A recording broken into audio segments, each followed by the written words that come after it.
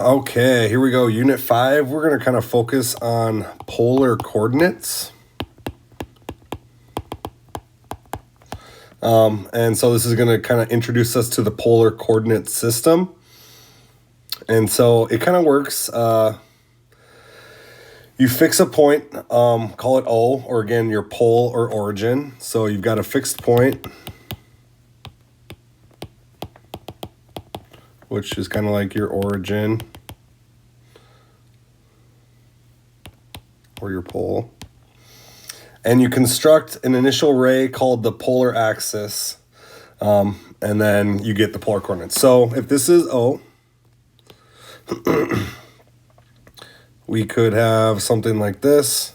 This is going to give us, and we have something like this. So right here, if I'm labeling, this is my polar axis. So again, like my x-axis, my y-axis, wherever it is.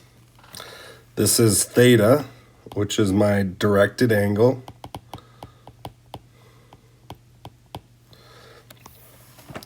This distance over here is r, which is my directed distance.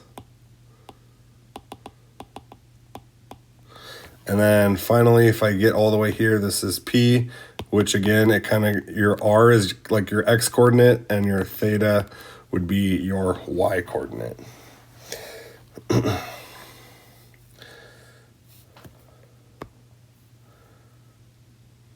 Okay, so let's do an example or two, and that might help clear things up.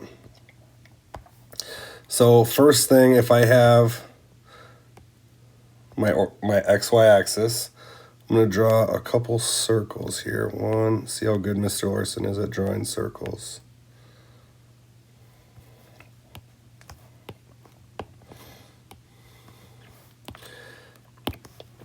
I'm just going to label this. Okay, this is 1, this is 2, this is 3.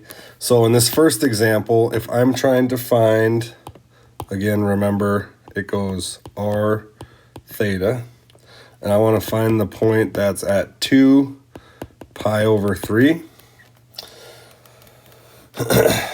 I know that, again, if I were to plug in some of my numerical numbers, I know that this is 0.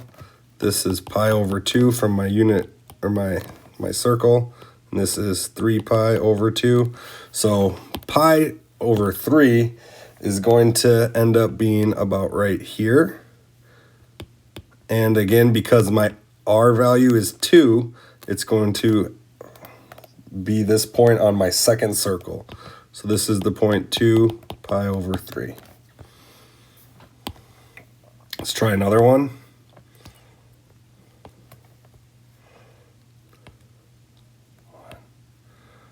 2, 3. All right, and this time we are looking for the point 3 negative pi over 6. So 3 negative pi over 6. I'm going to do some labeling. Again, 1, 2, 3. And we got to label, what do we use? Purple, we'll just stay consistent.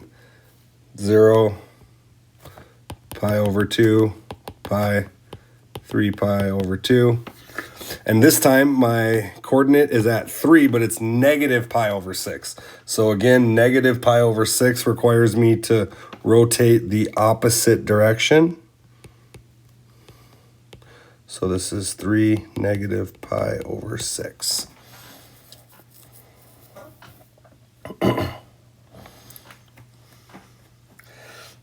And then we actually, if we look at part C, we are actually going to get the same exact graph. So we could have something that says 3 and then 11 pi over 6. And if I rotate 11 pi over 6, maybe I'll do this in red.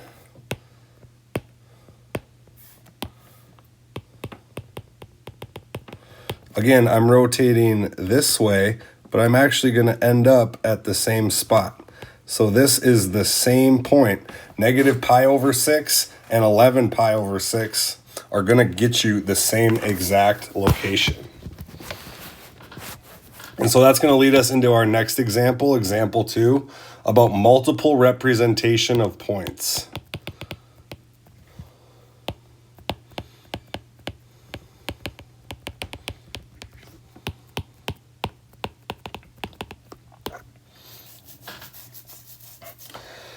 So if I want to plot the point 3, negative 3 pi over 4.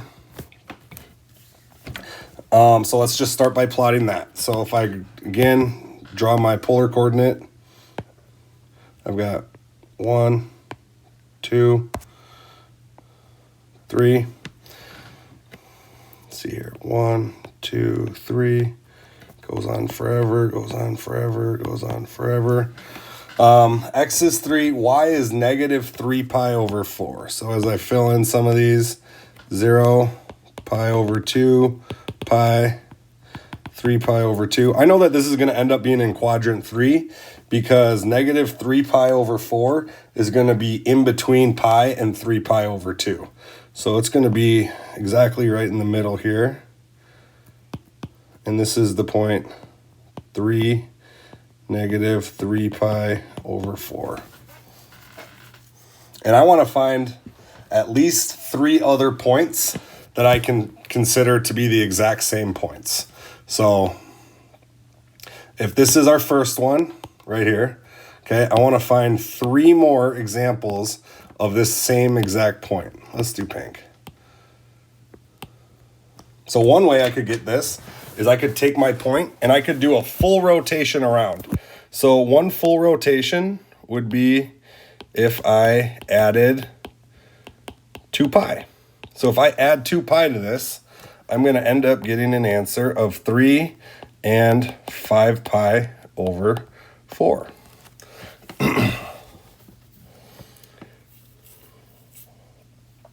So 3 and 5 pi over 4 is going to give me the exact same location. Another way that I could potentially do this is to replace r with a negative r. So again, my ordered pair goes r theta.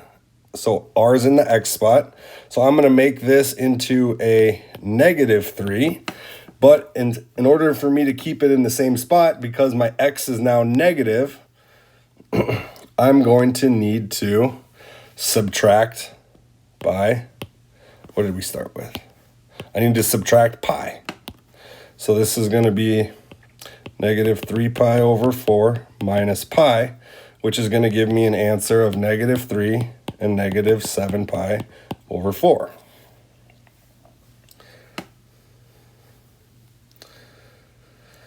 Okay, let's keep going.